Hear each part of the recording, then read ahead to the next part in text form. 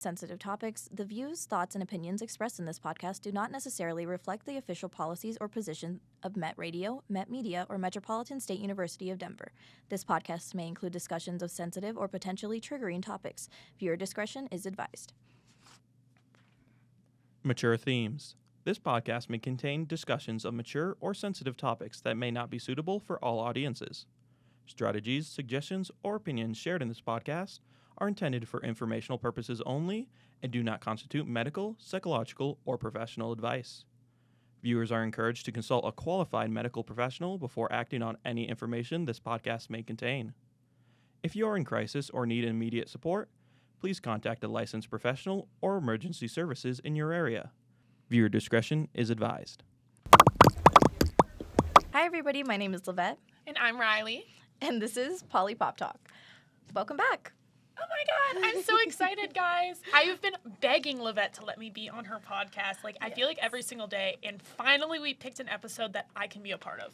Yeah, definitely. I needed to we didn't, because of Black Friday, we missed an episode. So I was Black Friday. I'm like, we need to be more consistent because I feel like things never stop and topics are always just growing and growing. So you might as well speak on them. I did just want to take a chance. I know you do listen to the podcast or you have caught glimpse of it. So I think that you kind of get the gist of what we're trying to do here. I think what's really exciting about us is that while we do have a lot of things in common, there's a lot of knowledge that we kind of fill in for each other. Yeah, I know the basis of politics of what I directly need to know and I know is major and going to affect a lot of people. I can relatively talk about that, but for the most part I go to you and I'm like, hey, I don't know what the fuck's going on. Can you explain this for me? Yeah. And obviously there must be something I'm doing for you. I mean. Oh my gosh, yeah, so on the last podcast when we said that we had a source, she's our source. So she briefed us on the NFL and she tried to brief us on the NBA, but then I felt like it was a lot of information. So never enough information, guys. Remember that? The NBA is super important. It is super important, yes. I know we've talked about before, I stopped liking sports, after high school, but I had, I was involved with somebody who was super into sports, and then as a sports manager in high school. Tomatoes on that guy. Literally. But as a sports manager in high school, it was really a lot of animosity towards you as a girl being around all those guys. So I didn't get to, I enjoyed the sports when the games happened. Playoffs were amazing. Or when I understood really close games. So I love watching the last half of games. Objectively, if you look at public cast of it and if you're seeing television things, you can see the jump in the final quarter of any NBA basketball game. It shoots up because everybody wants to know what happens in the end. Yeah, seriously. Yeah, exactly. Because I'm interested in the first half or whatever, but it's just not as crucial as what happens at the end, right? Well, okay. Well, I know. It's because I'm not a hardcore sports fan. I used to really like sports. Like I said, in high school, it kind of went away, mostly because of the people. Not the sport itself, because the sport itself, I think that it brings a sense of community and unifies people in a way that's just really cute, actually. I think it's so cute. Sports are so cute, guys. Sports are for cute people, so Get into it, all right? It is, so cute. If you really, just look at the journals, you hanging out with your friends, playing a game or watching a game that you all love, and then you just talk about it. You eat snacks, and you watch your favorite little game, and you're like, that's my favorite player, and you wear their shirts and stuff. They're cosplaying. Yeah. Every sports fan is cosplaying. Yeah, they have matching outfits. They're matching outfits, they're hanging out, they're playing games in between, and Yeah, it is so cute. And then adorable. It's it is so adorable. If you think about, when women do things, is there anything comparable that women traditionally do? Well, for me, personally, it is sports, but, right. It's when you, it's book club. Okay, I was going to say that. That was the only thing that came to mind. You know how, middle-aged women, in their book club, they all hang out, they talk about something that they love, and they keep talking about the updates in it, and, they start new stuff, and maybe, oh, I really like this book, but I don't love this book. That is, a man following the NFL or having a fantasy football draft, I feel. Oh, my gosh, yeah. There's actually, there's, a bunch of fandoms, right? And there's, book fandoms. Yeah. And I wish I would have paid more attention, but I know my stepsister's really into it, and she has like a bunch, like a whole bookshelf of just like this one author's like whole series. And then the fact that like people are that creative, like they could just keep people engaged through and through and through, I'm like, wow. That's a lot more than throwing around a ball on a 100-yard field of grass. And guess what, guys? Guess what? We're going to get into that. Because this is what I mean. This No is how shade, no shade. No shade, no tea. All shade, all tea. I do, and I understand where you're coming from, and I feel like this is for a lot of people who don't watch sports, which I have to assume it's the same for politics. Like, Right. if you don't understand it, you're less likely to like it. I feel like for a lot of things where it's That like, is true. I don't know it, like, it makes me feel dumb not knowing about it, like, I have no interest learning about it, Oh, yeah. I don't like it. Once people start saying numbers, that's how I feel. Yeah, and it's like a stereotype around. Like, there are stereotypes around political values all the time. It's the same with sports. That is a stereotype where it's like, oh, it's not as hard as doing any of these other things. Like, it can't be that difficult. It's throwing the ball. It's super difficult, Well, okay? but, like, I understand I'm saying that creatively. Creatively, this is what I'm talking about. And it's, and I understand where you're coming from because, like, it has been restated in media over and over. Of course, you're going to think that that's how it's been projected to the public who are not directly interested in it. That's I true. totally get it. Because also, if you fall out of love with sports, what was the last level of sports that you loved? High school. Guys, I love high school sports. It's not exactly the most astounding thing to watch. And that's okay. It's a bunch of 14-year-olds, like, who just was in art class. Hey, every now and then it was astounding, every now and then I always, like, watch good football games. I always, like, catch the good football games. I'm lucky enough sometimes to be like, oh, yeah, I actually did watch that like, one. Everybody should watch Alabama versus Auburn. Okay, college sports is a really great topic, so I have a quick story. So me and my cousin and I, we went to California, and Script editor. yeah, literally. My cousin. So we went to California, and he was like, hey, would you want to go to California to go watch the national championship? And I'm thinking, do you remember? There's this Friends episode, and it's like the ultimate fighting champion or something like that. And that's what I thought, but it wasn't. So it was college football. It was Georgia versus somebody at the championship in like 2023 or something. Oh, shoot, what was 2023? I think it was. It was Georgia, but Yeah. I have no idea. I feel real stupid in front of this camera not being able to label that 2023 See what game. I mean? Yeah. No, Yeah, it's okay. but Things there's happen. 50 million. You can't know all of them. I should. It's college football. I really should. College football is not my biggest forte. I love college Yeah. football. It's not my main sport. Right. I love Right. football. I think it's amazing. I think it takes a level of skill that I would never be able to compare anything that I do to. And where we will get into that, I think right now is actually a great time. How do you feel about that? I was going to say that I think that football does definitely take skill and a level of athleticism that's not just anybody can obtain, right? But I also think this was just kind of something funny. I was thinking about it, and I'm like, I think it's kind of funny how there's a lot of men in sports, right? And men are very super committed to their sports, whether it be they play it or they support a team. But for some reason, when it comes to men and women... So I see where this is going. And yeah, I think it's just It's odd. it is odd. And I'll say So it like is possible. I can see it. I love sports. I do, and I'm super committed to my sports as well. It's just like, imagine you love something from like when you were like before you were born even. Like these people are being born into these kind of fandoms. They're fandoms. They're being born into these sports. They're being born into these teams. Like I was born into being a Minnesota Vikings fan. Now, nobody in their right mind who's not from Minnesota is going to be a Minnesota Vikings fan. Actually, my cousin is. Nobody, let me repeat that. Nobody in their right mind. I think he's pretty right-minded. I love, but I'm saying that I love the Vikings. Yeah. I'm obsessed with the Vikings. I track everything that they're doing all the time. I follow their cheerleaders on social media, for goodness sakes. I love them. Imagine loving this team from day one of your life, and you are consistently loving it and supporting it every single day. I think it just like creates this connection where it's like, it's a part of you now. Mm-hmm. Like you don't really, I don't have a choice in the matter. Does it seem like I would choose to spend every weekend doing this of my own volition? I can't. I literally cannot fathom doing anything else. Do I think it's a problem? Hey, side note, what she's comparing this to is men not being loyal to women. that's also a whole other set of problems.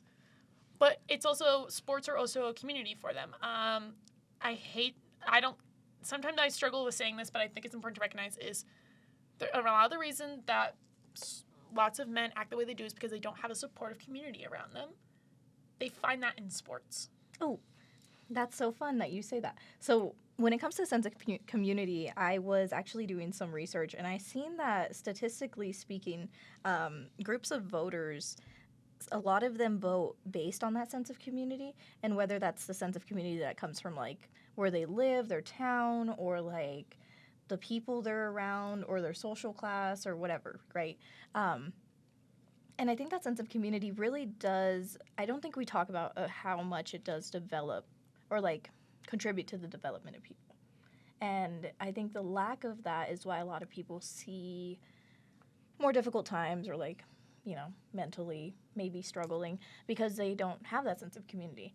And yeah, I think that sense of community just contributes to a lot of things. It contributes to how people vote. It contributes to how people live. It contributes to how people have children, how they raise their children, how they, you know, it goes way deeper than sports. Yeah, like, I say this to everybody. I said this to you yesterday. I feel like I'm really echoey. Hey, guys, am I echoey? Guys, chat, let me know in the comments below. I'm glad you bring that up. I talked to you about this yesterday. I tell everybody that I pretty much meet is that sports are a reflection of the world, okay? It is like the canary in the mines. If something is happening in sports, it has already been happening in the government. It's been happening in society. It's been happening in your culture.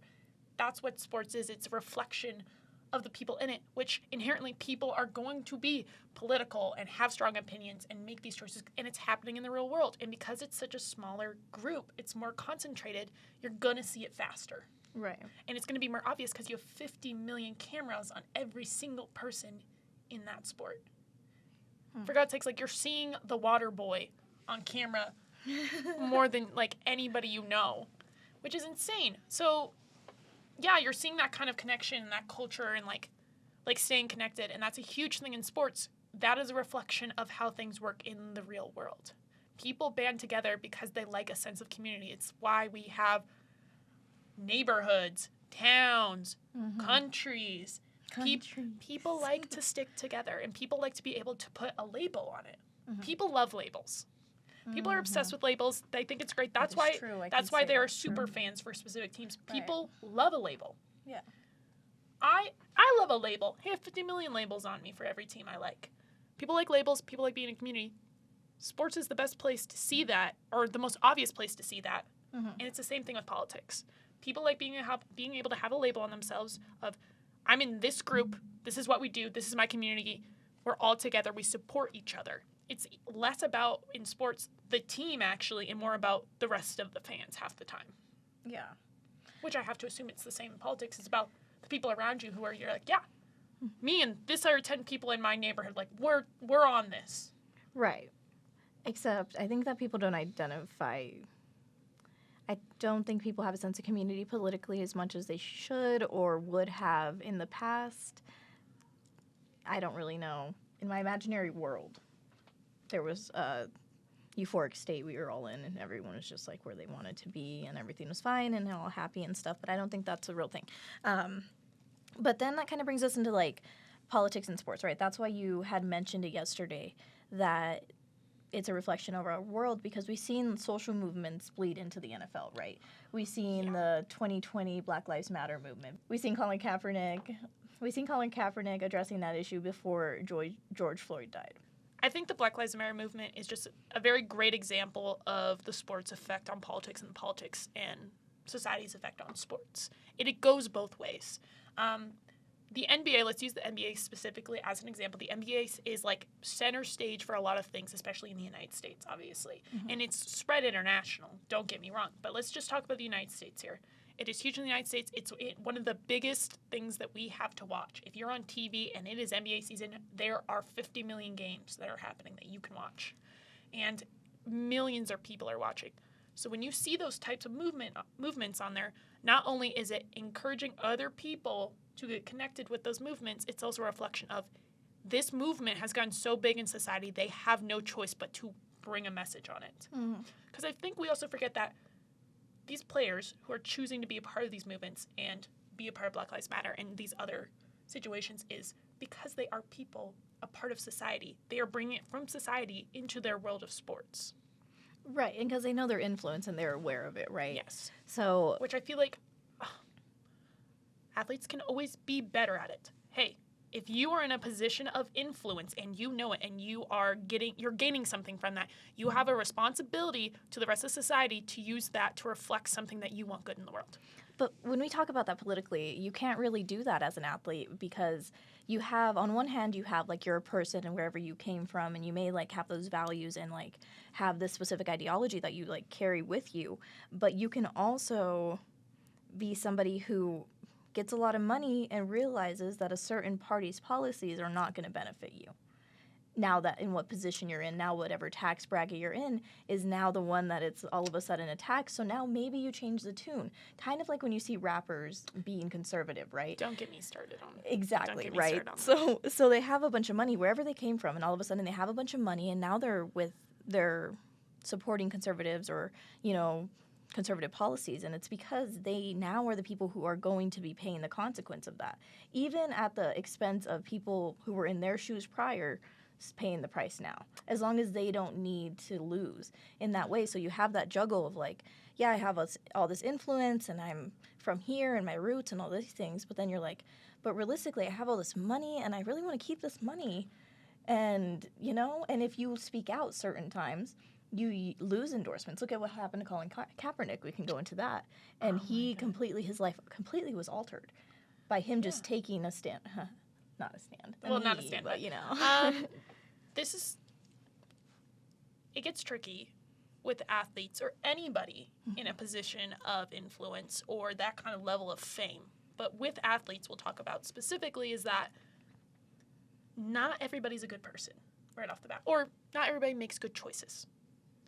I think that switching up your tune is lame. It's lame. And I know that's probably not the correct word to use. You're a loser if you do that. That's loser, lame behavior. Don't do that. Because if that kind of money is affecting who you are as a person in your core, you're not the same person who gained that fame. You are now a completely different person. And I feel like fans, I think this is something that's trouble with sports fans as well. Mm-hmm. Parasocial relationships with an athlete is super, super, super common in sports. With teams, with coaches, it's like a really, really big problem. But it's also like it is what the game is at this point, is feeling connected to your team, feeling like you're a part of the team. That's what you want. You want to feel connected with it. And I feel like when they see athletes on their team or their favorite player change their tune and like go against it because they have more money and because it suits them now more selfishly to go with conservative values, they also change their tune.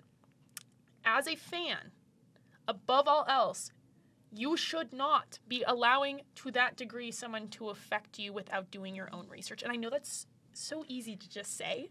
It's really easy to just say. It is easy to say, but personally, marketing really works on me. Dude, I'm just going to say, Core Water, Demi Lovato was on one of their commercials back in like the teens, and I was like, I need to drink just Core Water, and I did that for years. And the same thing with Pete Davidson. Once Pete Davidson was on the Smart Water commercial, guess what I drank? Okay, so like there's certain things, you know, and it's because I don't know anything about water. I just want water, and I wanted it to be bottled, and they just so happen to be on the commercial, right? So and you don't know anything about, yeah, you should know about it. Yeah, you should know about it because this is a decision that's bigger than water. Mm-hmm. Hey, these social movements, I know it's always marketing works. Hey, super marketing teams for sports are also. They know what they're doing. Everything that you're seeing on camera is pre-planned for the most part, except for the actual game. Mm-hmm. They know what's going on. Let's get into the WWE another time. Okay? Hey guys, love ya. We tight. We will talk about you in our time. For right now with the WWE because it has some. You're on the back burner right now. I recognize you. Maybe not for this conversation. Let's just say subtle foreshadowing with the WWE. I think that will make sense in the future for people. Yeah, oh my God. I feel like I might not. If you don't know about the WWE, dude, we're about to rock your socks off. I don't know. We'll get into the WWE later. But it's really hard, and it's something that in sports, it's something that with the level of growth in media that the sports have been, it's something we've really struggled with is as fans and as players and as coaches and blah, blah, blah, is you have to be able to think for yourself in the end.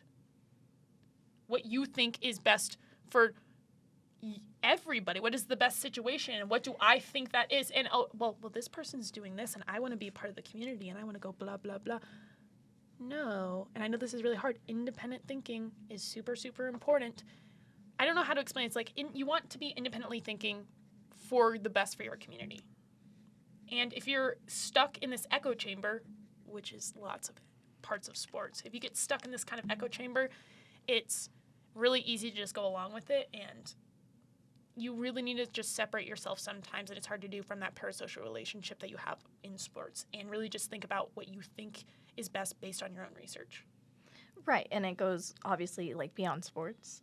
And I think that the lack of independent thinking and people really having trust or like building that sense of trust or like that sense of like their personality around a person, or a sports team, literally the parallels are crazy. So when you talk about that in the sports teams, then if you think about it and people who are like avid supporters of a politician, without naming names, right? Oh, we're not? Okay. So, I mean, I can. I just feel like I name his name a lot. It's so boring. I love naming names, guys. It's my favorite activity. Okay. So people who are Donald Trump supporters, right? There we go. So when people are his supporters, they found some kind of sense of identity or something that they identified with within him, right? Or something they related to or something that he said that they just felt like they were finally seen, right? So when we're talking about those people and we're talking about people who are really, engaged in a football team and that's kind of like a sense of their personality, then we kind of realize that if they don't have that like independent thinking, they're going to take whatever comes out of that at face value, right? And a lot of times like this kind of gets us into propaganda.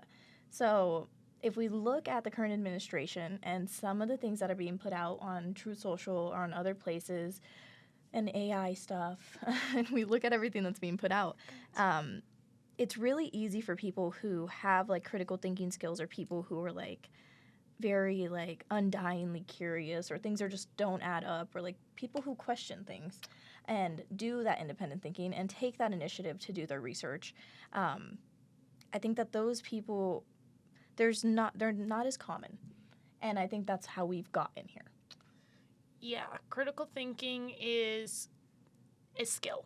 It's not something you're like born with. Like, Right. You're not off the bat as a baby doing critical thinking skills. Like, that's not how it works. It's something you develop. Mm-hmm. Like, people who run a mile in like under like 5 minutes or can run like 3 miles in a row, they practice it and they learn from their mistakes and they keep getting better over and over. It's something you have to keep doing. Right. And that people don't want to do that. That's a lot of work, but it's your future, guys. Yeah. What would you prefer to do is take the easy route and then in the end end up in a horrible spot for you and probably the rest of the people around you, or have it be slightly more difficult? It's not even that much more difficult. Be slightly more difficult and end up in a spot where you feel good about the choices you made for your community and you ended up in a spot that is well-deserved. And I think that's hard. And I also want to say this for everybody. I'm not the strongest in like political news. I do my research, what I know that I need to look into. If I've heard something, I'm like, okay, I need to look into it. Those are my kind of critical thinking skills going on over there, but ultimately, it is not my forte at all. So, take everything I'm saying with a grain of salt. Also, you should be using your critical thinking skills right now and looking past this podcast. Do your own research. Yeah, and a lot of times, so what we've been trying to do, so I'm glad she kind of said that, so we do have in our description resources and things that, like, you'll see things pop up in post of why we're speaking of things. Like, we kind of try to fact check ourselves over here because at the end of the day, like, whether it be our opinions or not, at least you know what contributed to those opinions developing or what contributed to us even talking about this and why we're doing it. Because everything stems from somewhere, right? Yeah. I'm not making this stuff. I'm not pulling this out of my ass, guys. Like, this is actual information. I'm not making it up. I think I will say this, and I'm going to go in a little bit of a different direction just for this, is obviously, just generally, you know more about politics than I do. It's true. So it is probably easier for you to come up with your own opinions and know these different things. I would say as somebody who knows a general amount of information about politics, I also work in news. I would hope I would. But it's almost intimidating, and it's almost difficult sometimes to get into sports, and it's like, it sucks to say, but it's like, it makes you feel dumb. It makes me feel dumb when I don't know what I'm talking about. So when things make you dumb, why would you want to learn about it? Oh, that brings up a good point. So yesterday, we were talking to this reporter, and I think his name was Ryan Murphy. I believe. Yeah. So I believe it is Ryan Murphy. Yeah, I actually don't know how I remembered that. That's crazy, guys. Yeah, I'm super bad at remembering things. So, anyways, Ryan Murphy, he had said something, and he said that he was interviewing someone, and he asked what a word meant. And he did it because even if he didn't know what that word meant, then that means that people listening also didn't know what that word meant. And if I think about myself in, like, 2019, right, at, like, the ripe age of 19 years old or 18 years old, I really didn't know as much as I did today. It really took that, like, conscious decision of me being like, I have to learn these things, and I have to, like, pay attention, and I have to get in contact with my local party, and I have to learn how local politics works if I want to understand why federal politics is the way it is. Which, hey, can suck uber bad because that's a lot of work. Guess what?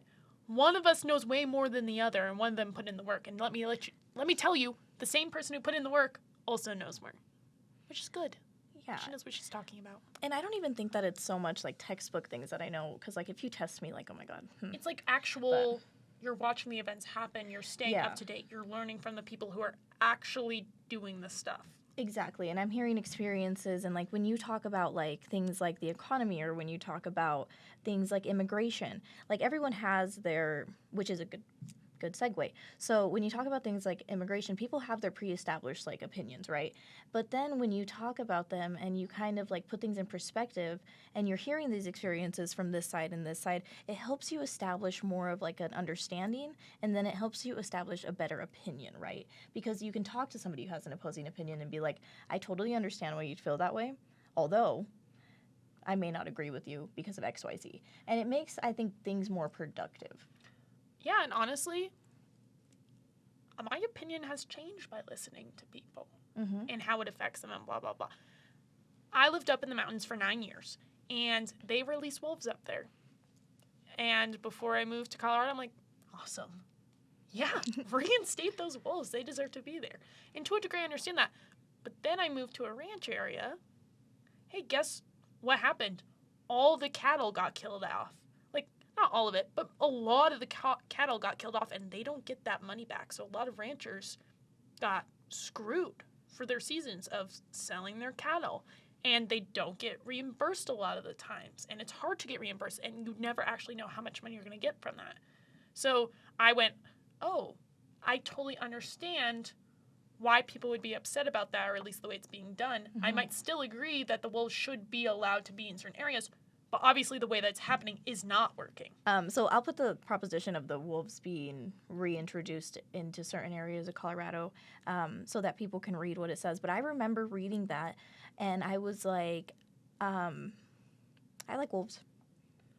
You know what I mean? They look cool, blah, blah, blah. Yeah. Hey, it's the same thing. Honestly, that's the same way of becoming a sports fan. It's like, like when you're a kid, and if you don't have a specific team, it's either, my parents like that team. Or I like that color. I like that color. Yeah. I like that logo. Yep. That's how it goes. And then, but then you're die-hard set on it because you chose it. Yeah. Because you chose it, and that was your decision that you were able to make, and now you're going to stick with it. That's how, it's the same thing. It's the same way that people end up sometimes in political parties I'm worried about. It's like, well, this is how my family does it. Right. Well, my family does this, so that means I'm doing that, and that means it's the right way. Or like, well, I like that one single thing that person said, so now I'm a diehard. I'm on this side forever in all of eternity. Well, I prefer blue over red, but that doesn't have anything to do with my registration. No. My voter registration, I would hope right? not. So anyways, that has nothing to do with my political party when I was registering, but some people are so disconnected that sometimes that does have to do with it. And if you prefer a donkey or if you prefer an elephant. And I like that person's name more than the other one. Okay, yes. which is insane. Yes, literally. Guys, that's crazy. Don't do that. No, but people have done that, and I know people who have done that. I know people who are like, oh, I like that last name, or That's easier to and- say. Or, yeah. hey, don't really know what this is talking about, but that one's a smaller answer. Yeah. Hey, So what are we talking about, guys? yeah, so definitely when it comes to like elections, which is funny because it's coming up in June, so we're a little bit like what 6 months away, 7? Do you count? You know what? Guys, I do We're it whenever close. Livette tells me to. We're going to vote in June of this Yay. upcoming year. And so we're going to vote for a bunch of different things. But what I wanted to say about that voting is there is resources to make things easier. You can literally message us on Instagram and we'll help you. But when it comes to things like that, you can definitely go ahead and just blindly vote, or you can look into it, or you can get it really dumbed down for you if you have to, because at the end of the day, the words that they use and the things that they provide, a lot of times you're not going to understand them. Like, until I had a conversation with somebody about the wolves and they explained to me that, yeah, wolves are cool, but Hey, this is what's happening. exactly. Hey, Then I was great like, for the wolves, oh. really bad for this people over here. Right. And this drove everybody in my community up in the mountains to like insanity. Is that most of these votes, where is the largest population in Colorado? Denver. Who's not going to be affected by this whatsoever for the most part? It's Denver, a downtown metropolitan area. Exactly. There might be some outskirt areas, I'm not sure, but for the most part, not going to have to deal with the aftermath. So obviously in their head is like, well, of course I want the wolves because they deserve to be in that area and blah, blah, blah, because it's not in their home. It's not in their backyard. Well, that contributes to voters that don't live in big cities feeling like they aren't being heard, because they are being affected by a lot of the things that are passing through and legislation that gets passed through. But the thing is, there's not enough of them to make that like big difference or to be heard. So that's why you see them so opposed to progress, because they feel like it's a tax on them. This is obviously assumed, but I would assume they feel like it's a tax on them and their community, because they've constantly seen people like, for example, like cities like Denver or bigger cities make decisions that impact them. And people have no idea. I would have not had an idea. I didn't even think about that at all. And I was like, Because it's like, what? it doesn't directly affect you. You stop thinking about it at the moment after you vote. And guys, TW Trump, I'm going to have to bring him up. Like, I have to bring him up is that's kind of what, hey, I don't know what I'm talking about. That's kind of what he ran on. He's like, these small communities, like out in the middle, like those rural areas, these farmers, this blah, blah, blah. I see you don't feel recognized. I'm here to represent you. None of these big city, liberal cities. I'm here to represent you. That's exactly how he won. And that is how he won, guys. Exactly. Because he's seen that they weren't getting heard, and he's seen a way to ignite that anger in them to move towards him and give him that power, because they finally felt that they could identify with him, whether it was because they were white, they were old, they were uneducated, whatever the reason was, they finally felt seen, was the biggest contributing factor to all those people who came out to support Trump and people who continue to support him. And it's just really hard. And I hate that we talk about him so much, literally because there's other people in politics, right, that we can talk about. But the thing is, they are not our president.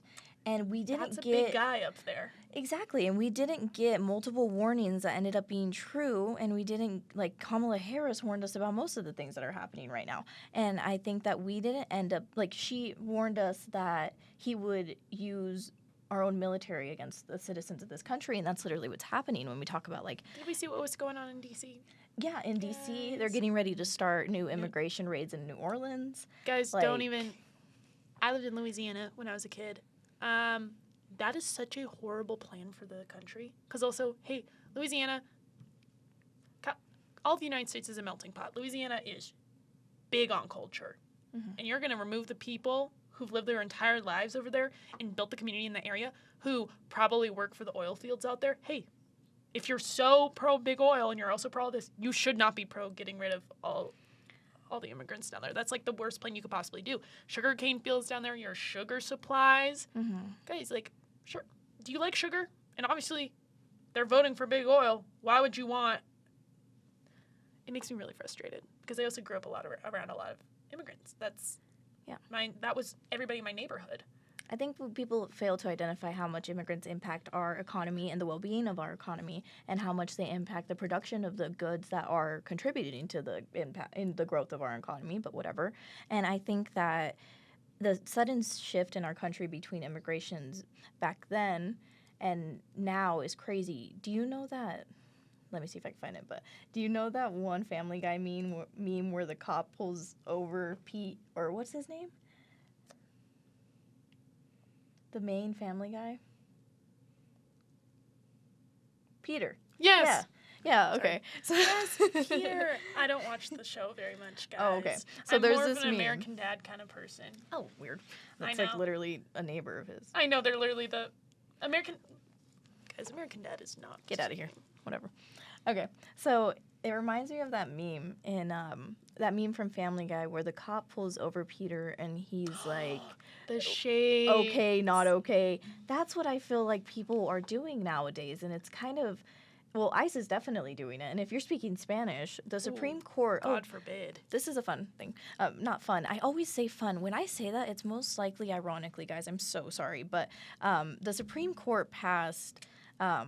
Anyways, the Supreme Court made it okay for ICE agents to stop somebody and possibly detain them based on the fact that they're speaking Spanish and their skin tone. They could not use those as determining factors. So that happened a couple months ago, but I'll put it right here just so you guys know. But there's like literally, that's okay if they did carry that around. That's what the Supreme Court said, basically. That's insane. Right. I would also say, rerouting it to the reason I'm here, sports. Guys, there are so many immigrants in sports, it's insane. If you're in Denver and you're a Nuggets fan, Jokic is not from here, guys. I hate to break it to you. Oh my gosh, I love him. He's not from the U.S. And I'm also going to say in the Olympics, half the people on half of our teams are, if you actually look into their history, like they are American citizens, they're not originally from here. Like, it's truly baffling. If you like sports, you need to be aware half the people that you love in sports, especially if you like the Olympics, aren't originally from here. Yeah. That's what, like, I can't even bring myself to explain this one more time because it's truly just, you cannot love, I truly believe this, you cannot love sports and also be pro-ICE. You can't. It is against the way of sports. Sports is beyond, it's supposed to be beyond where you're from or your backstory or what's happened with your family or religious beliefs or culture. The point is that you love the game and you're good at it. That is the point. Yeah. You will look and you'll see a variety of different people out playing different types of sports. And that's what makes it so amazing is that anybody can be a sports fan and anybody has the opportunity, if they really work hard, to get the dream and be in sports. That's the point. It's almost like a smaller version of the American dream. It's a great example of the American dream of what it is supposed to be. It's like the dream of sports is like, if you work hard, you can do it. It's hard, but you can do it. And also, I'll say, for the racial profiling, have we ever looked at the NBA or the NFL? I'll say specifically the NBA. Any of the players. They're not all white, guys. I would beg to say that majority of them are not white. You can't be a sports fan and also be pro getting rid of the people in your sport. And yeah, but people don't make that connection, right? Because when they're like, because they did it the right way, right? Yeah, and it's also, it's not America you. gave them a visa to come work here and entertain our people. So yeah, of course, why would I not support that? That's the right way. But when we talk about immigration, when we talk about the right way and how easily accessible it is to people, it realistically isn't that accessible. If you don't have the money to pay for lawyers, if you don't know how to even get started, if you quite literally cross the desert, walk into this country, and you're hoping for the best, do you think somebody's going to be like, here's a bunch of resources and I'm going to give you this and this and this free? No. A lot of times that's not happening. That happens to refugees. But when people are attacking immigrants that are crossing the southern border, it's just so irritating because they don't realize that they didn't come here for handouts. They came here quite literally to work, with their intention to work. If you look at the statistics, you'll see that Hispanics, and a lot of times even, dare I say, Mexicans, are very hard workers. And they work until they die, until the day that they die. And Americans don't oftentimes do that because they get to retire. They get to pay into retirement accounts. They get to benefit from Social Security. They get to do that. You know what immigrants get? To work their asses off and to be told, get out of my country, although you're paying to help supply these benefits to citizens. And it's just a big, like, screw you. Your time's up. It was us. We got our time. We're here. It's not your turn anymore. It's luck of the draw. Like, no. What made that switch? Yeah, it was okay for them, but not us. Here's the thing. I'm so blanking on his name, and that's horrible of me. I will show you. I'll send you the information of who he is.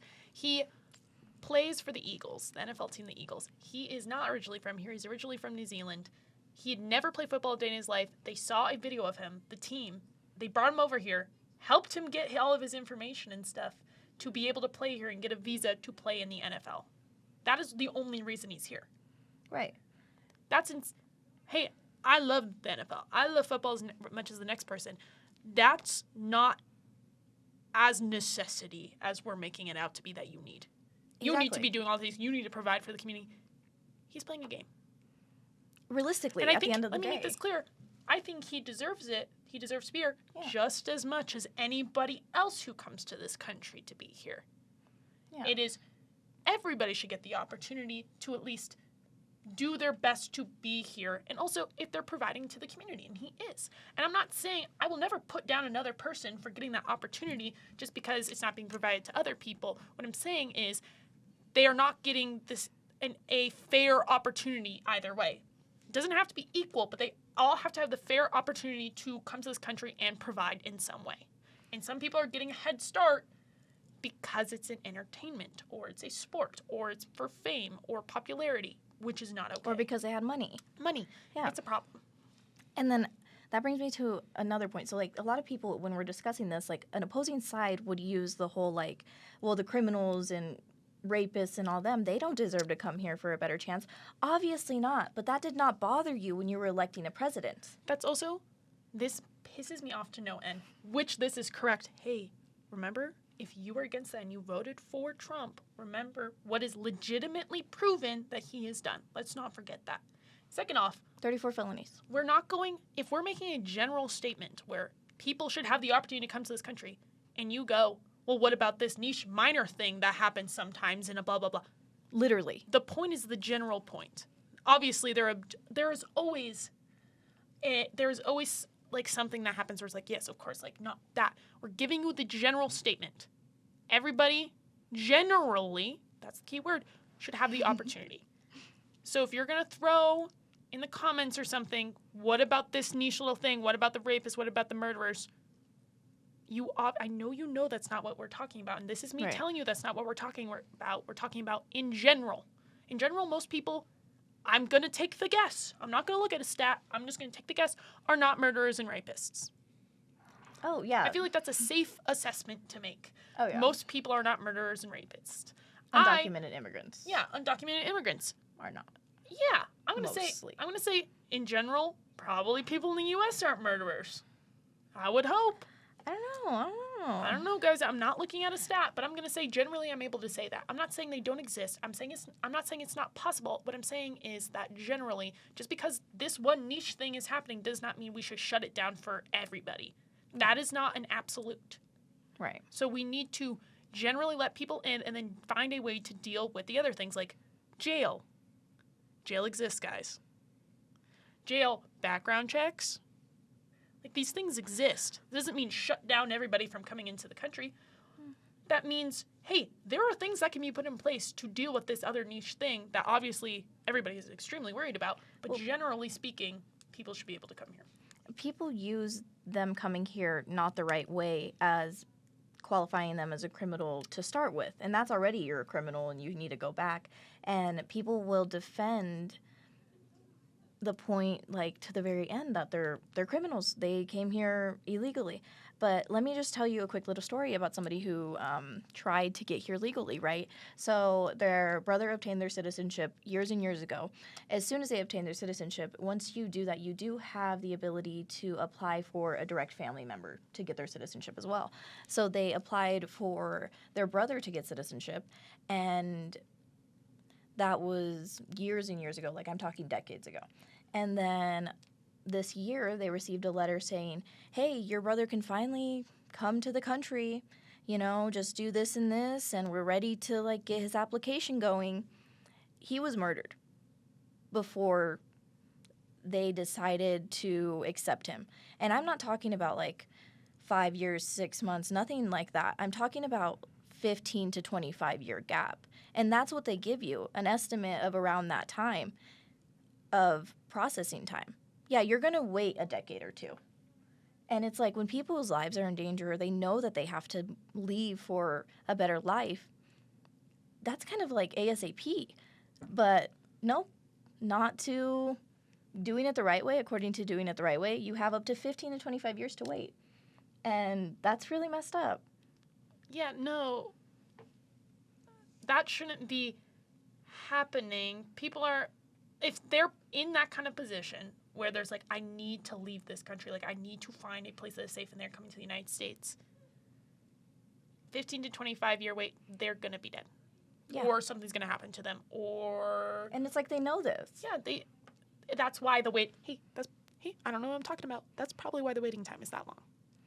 Yeah. And also there's a large amount of people coming into the country. I can't imagine it's also a well-funded situation of helping people into the country.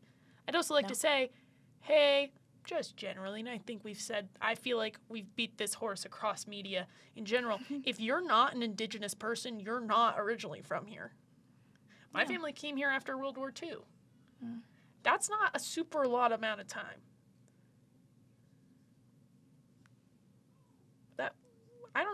I can't tell you exactly when World War II was, but like it was not that long ago. It was not that long ago. It could not have it wasn't like hundreds and hundreds and hundreds of years ago. Yeah. It in the scheme of the world is fairly recent. Yeah.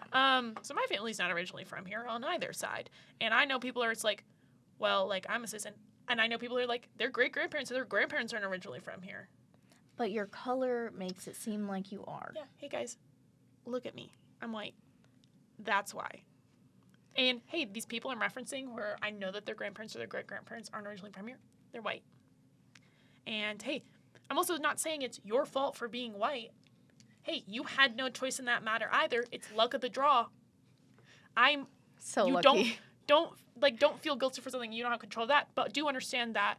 And it's something that like, hey, I have to come to terms with this. Like, I'm given a step up regardless of anything else that's happening. The only way I could be having more of a step up if I was a man. That is the only possible way. And I'm also not saying, hey, if you're a white man, you also had no choice in that matter. But it is what is important. Even though that is not your fault, is that you are being put in a position where you benefit from it, whether or not you're the one who created that system. And if you truly are trying to help the people in your community and help the people in your country, it's that you take responsibility in the sense of, in Spider-Man, with great power comes great responsibility. You have this opportunity to help people. These people that you care about and these people that you love who maybe don't fit into this category, you have the opportunity to help them. So if you see an opportunity to help somebody, you might as well just take it because you already have that benefit of having that protection for the way you look. You are not going to be the one in danger in that situation. You're not going to be the one who's going to be attacked to the same degree. So hey man, I act a fool on the internet all the time talking about this stuff. I'll say whatever I want. I work in the news, for God's sakes. I'm more protected because of the color of my skin, so I know that I'm capable of speaking out in a safer way about these kind of things. Like, I can even say, people watching this podcast, if they are watching it, if they're seeing the video, I would probably get less flack than you. And this isn't even my podcast, guys. I know I'm capable of speaking up, so I should. And if you are in a position to do it, it is not hurting you to say something. It's actually hurting you to say nothing because these people are slowly going to disappear. And then what happens when we're just stuck with us? Who do you think they're going to take next? Especially if you're... And I'm going to say this as a white woman specifically. Hey, you're next. And that sucks to say. You're next in line after that. Yeah, so, there's this quote, and it says, first they started going after... Do you know it? Yes, I do. What is it? Go ahead. Because I don't know what that means. I've heard this 50 million times because I think it First they think it's started tied going to for the Jews, Jews, and I didn't say anything. And then they started going for the Guys, something, and I didn't say anything. And then all of a sudden, nobody was there to speak up for me. exactly. So we'll put it here. It's way better, but once we put it here. But yeah, and that's a really important quote, and something that's always stuck with me as well is, and not as obviously a white person, but I heard this quote a long time ago, and it said, "Use your voice even if your voice shakes." And I think that I've just always thought about that, and I think that people a lot of times don't do that, and I think that people who kind of just go along with the stereotype and refuse to kind of have any opposing ideas and kind of just go with what has been laid out for them really miss out on that like enjoyment of being able to like develop yourself independently, like we were talking about earlier. And yeah, I just think that things are crazy. Guys, we can all do better. Yeah. We can all do better. And Yeah. With immigration especially, like I think something that's important regardless of how you feel, and like a lot of people like with the criminals, like you don't want criminals in your country or whatever. I get that. I totally get that. which that's the media expressing that to you. Mm-hmm. That's also usually not an independent thought. That is because you're being told that by the media. Or the president. Or the president, Mm-hmm. who in turn you're hearing it through the media from the president. This is what we just pause. Hey, critical thinking skills, guys. Mm-hmm. Look Exactly. into it. If we actually look at percentages, it's not as big as you're thinking it. The media has a habit of picking out the worst possible things and putting it out because it's like, hey, look, these horrible things that are happening, because that's what gains attention on that story. So obviously we're seeing a lot of bad things that maybe do not make up the majority of what is usually happening. Exactly. So continue, I'm sorry. Immigration. So regardless if you think that people are criminals and shouldn't be in this country, whether you think they should have done it the right way, whether you think really nothing about it, or whether you see ICE raids and don't really think anything about it, or whether you see ICE raids and think that that's like the best thing and you're glorifying it to the very beyond. Whatever you think, at the end of the day, this country has a constitution. And at the end of the day, a lot of people will give me a hard time and be like, oh, well, you're this or you're that, or you just think that because of this. And it's like, no, I quite literally think that because when I was growing up in school and also just reading things, it quite literally says that this country is meant and it was built off the Constitution and meant to protect the Constitution. Everybody who takes an oath of office, like we said in our last episode, the oath is to protect the Constitution. And if the Constitution quite literally says that everybody has the right to due process, it says everybody. It doesn't say American citizens. It doesn't say excluding aliens.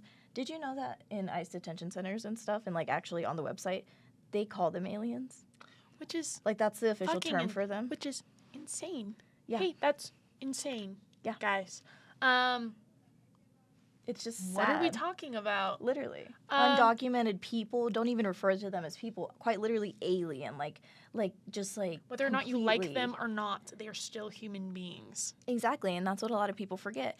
But like I said, the Constitution, the right to due process is for everybody, whether you're an American or you're not an American. What's happening with these ICE raids, people who are American citizens and not American citizens getting taken off the streets so that they can be confirmed as citizens or not at whatever time, like, Homeland Security wants to do that. Whenever they feel like it. Yeah, whatever pace. Like, if it's a couple weeks, you're sent to detention center, you don't have, like, a life or anything. Couple weeks, couple months, whatever.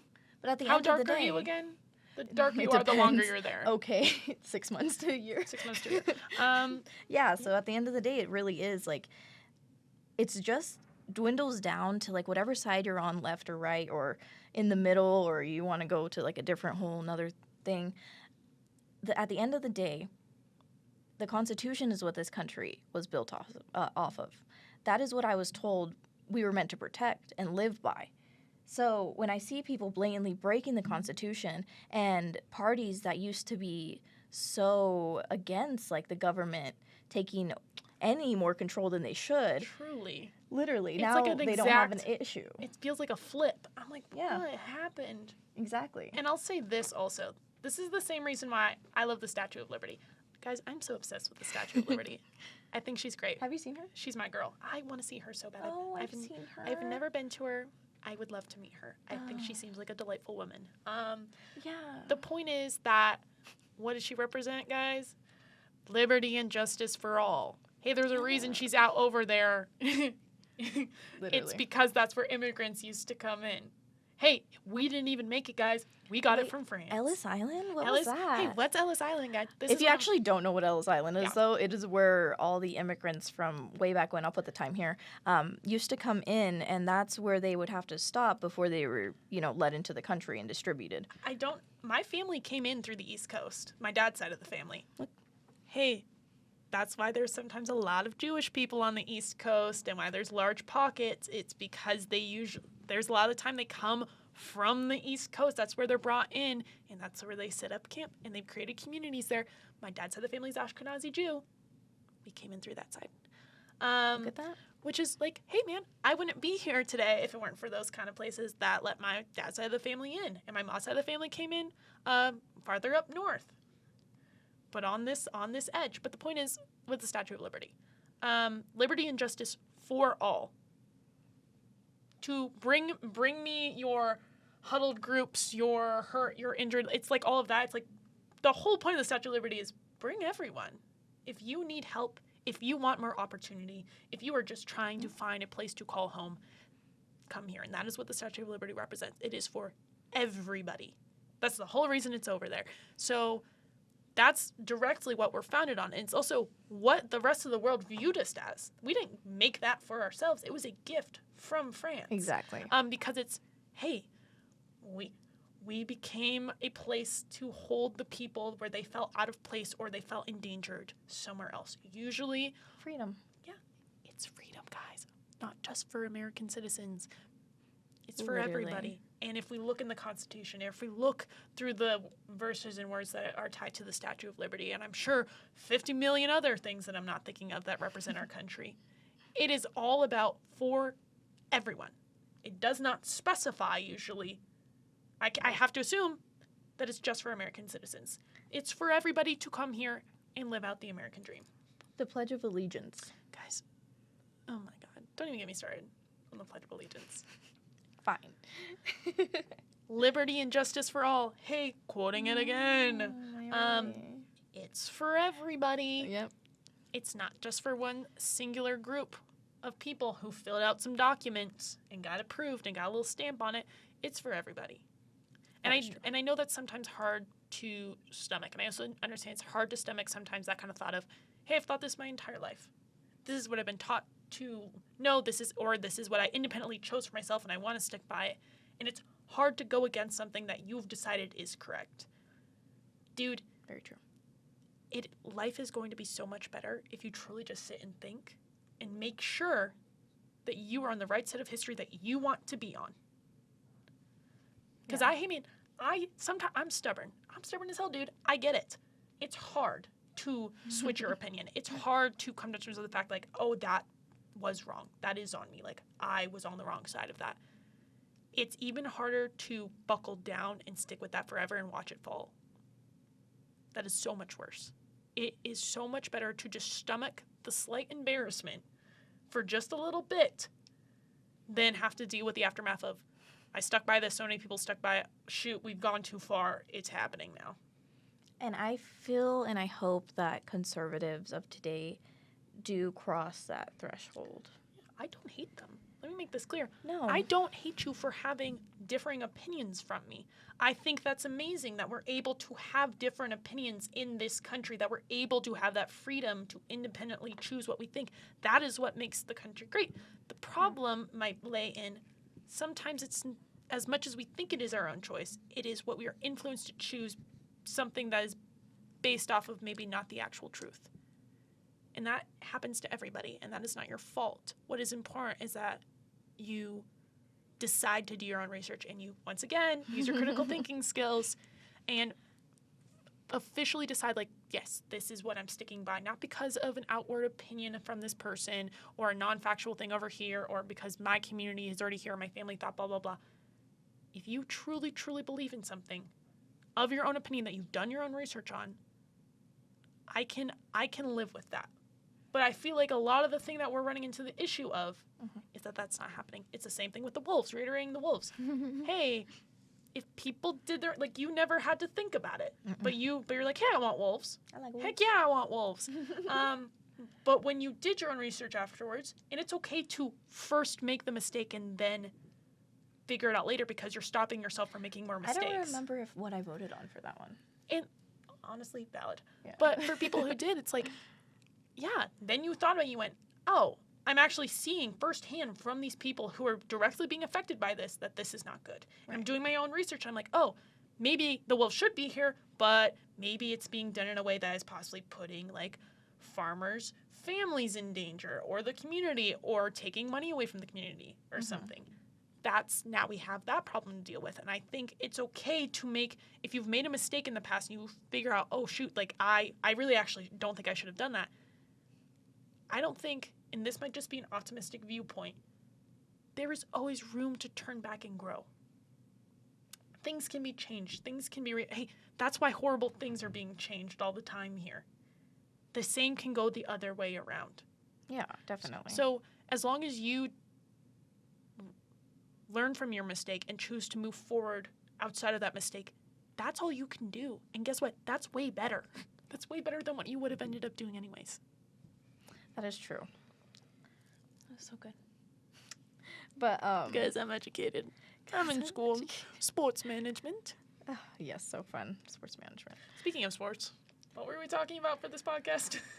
We were supposed to be talking about sports, but I think that we did a pretty good, I don't even know how long we've been recording, but I think we did a pretty good balance of both, and I think we can definitely like wrap up soon, but I did want to make a point of whether you do take the initiative to look into things or not, at the end of the day, just be willing to listen to people, and I think that that'll help you a lot, and also you can understand somebody without having to agree, right? Like, violence is never the answer, but in certain instances, I can understand why someone would do certain things. Doesn't mean I agree. Yeah, why would a wild animal attack somebody? Right. I understand. I don't agree that they should have, but I understand. And I think that that has really guided me in this journey that, yeah, I can understand you. I just don't agree. Quick comment, because I actually really did want to make a comment on this about women in sports and stuff. Yeah, definitely. And just real quick, hey guys, that's originally why I'm here. I'm a woman in sports. Yes. That's why I'm here. I played my entire life, pretty much. My mother played basketball and volleyball through college. She used to be a coach. My grandmother played six-man basketball in college. She was part of one of the very first teams in the United States to have women play six-man basketball. Don't even get me started on that. It's in my blood. I love sports. I live and breathe them. It is a part of who I am as a person. I choose to have it be a part of my soul. I think it's amazing. I think there's a lot of issues, but I think that it's constantly developing and growing and creating opportunities, which is why I love it. And it's hard. Hey, for everybody watching, not just women, it can be really hard to get into the sport. I originally wanted to play. I had some injuries that created a situation where we kind of had to change paths, which is okay. Hey, it's okay to change your path. So I'm going into sports on like the media side. And it's really, really hard for women to break into the industry. Whether or not you directly are seeing it or you think it's real, I will let you know from at least my point, it is real. The glass ceiling exists. And it is something you're constantly going to be fighting against as a woman, is breaking past that glass ceiling to get that competitive edge. Like, I'm doing 50 million side kind of things in networking just to stay afloat, to make sure that I have to be chosen. Like, there's no other option. Just because I'm a woman doesn't mean that you shouldn't choose me. So I'm actually going to speak directly to probably men who are watching this, is recognize that you might have that kind of step up. That doesn't mean you're not good at what you do. I am not saying that you're bad at what you're doing. I'm saying is that a lot of time it's more difficult for women. And if you're in a position of power to choose someone based on their skill set specifically, I would encourage you to do so, whether it be a man or a woman. Because I would also hate it if someone chose me just because I'm a woman. That would piss me off to no end. And I think this is speaking on DEI as well. The whole point of it isn't well, we have to choose a minority. We have to choose a woman. We blah, blah, blah. That's not the point. The point is that you shouldn't be choosing on that. You should be choosing based on skill. Right. I have a professor who used to hire people. He used to head Red Rocks, and he used to like do a bunch of other stuff on the East Coast in sports. He would have his like assistants go through and mark out the first name and any he or she in it. They would mark it out in black, so he would not know the gender of the person, and he would go through their information, and that's how he would decide. You can't put race on them. Yeah, so strictly based on skill. Part of the reason, and this is insane to think, there's a reason my name is Riley. My parents know it's hard for women, so they chose to give me a gender-neutral name. Right. So on paper, it's really hard to tell if I'm a girl. Right. I had a teacher in high school tell me that the reason why she took so long to change her last name is because they needed to apply for loans to get a house and other things. And she knew that if she had a Hispanic last name, it would be less likely for her to get assisted at the same level and also less likely for her to get a good deal. Yeah. This is real. This is real. I can't say I've directly had to deal with that, but I've heard many stories, and I have friends who tell me stories, and it is real. And that's extremely frustrating. And I want to make this clear. First and foremost, any group where you are being put in a position where you are given less of an opportunity, you have to give yourself that edge. You have to fight, and it sucks. And it sucks to feel like you have to prove yourself every single moment. And I can only speak directly on women right now, but I have to assume it's for everybody. It sucks to have to constantly be proving yourself that you know what you're doing. It hurts. It makes you feel like it's not worth it. It's easier just to go into something they expect you to do. Life will be happier and simpler.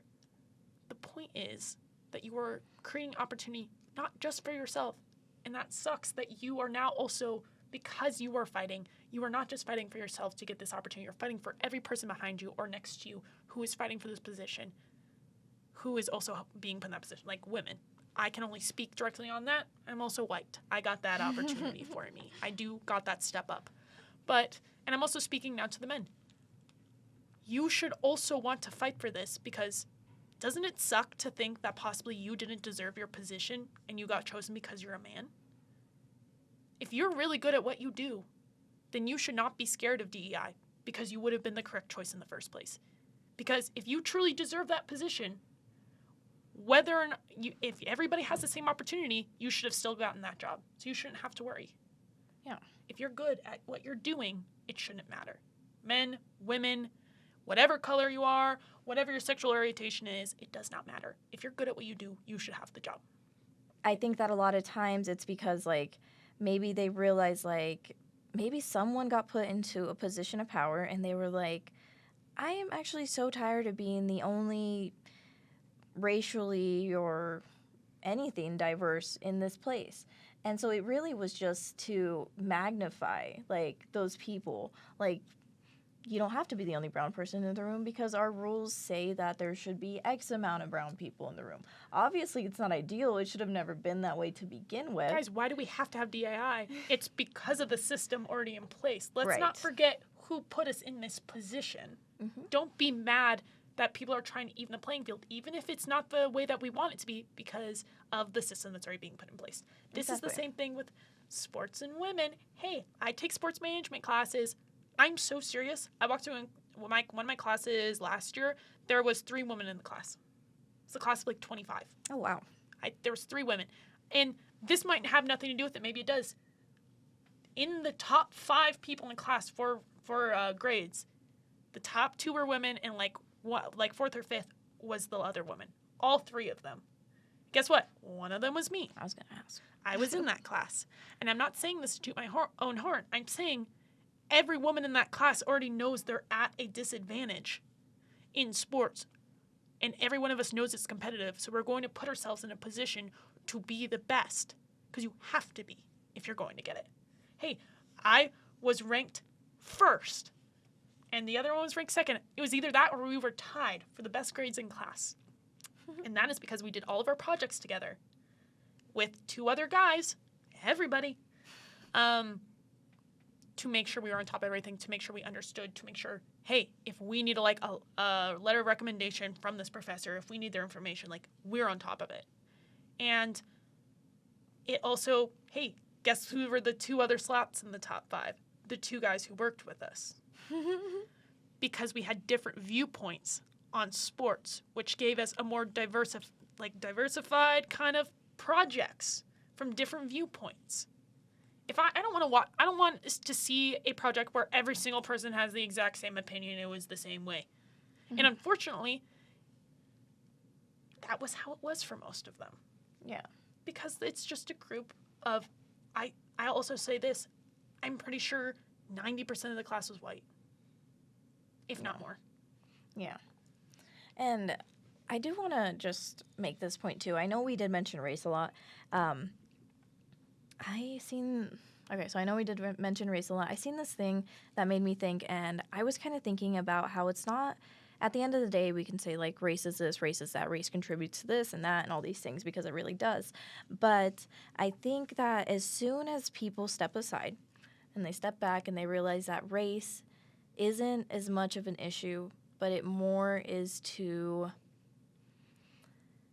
take a certain class of people and not only keep them divided enough for them not to make any changes, but it also keeps them hating each other. Yes, we talked about this yesterday when we were talking to each other. What was the example we used? It was a really good one too, guys. I wish I could remember. I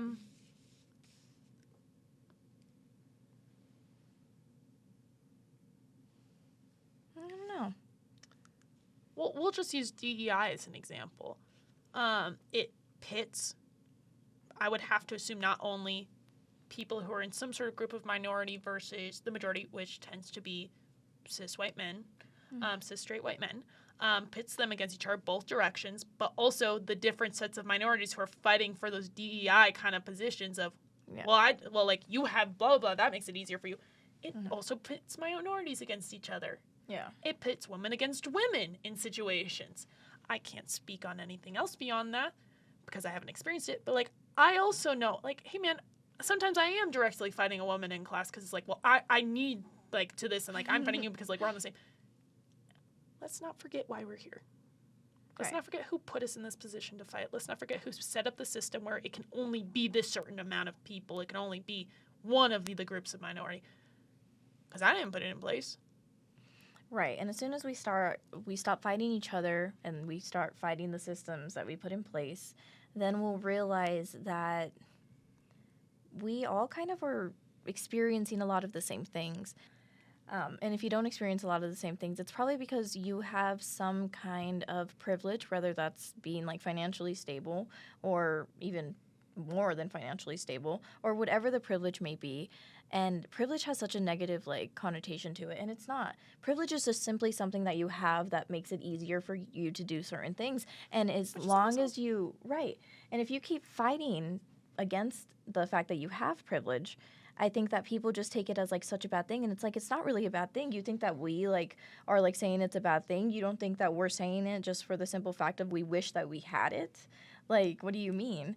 So there's a lot of things that there's just a lot of things that go into just kind of the society that we live in. And I think that at some point voters, or at some point people were just informed that, or at some point people were persuaded by something, I'm not quite sure what exactly, that they should vote against their own interests and they should vote against their own people and everybody should be selfish. And it's not about the better good of everybody. It's about you and your independence and your success and what you own and what you can do.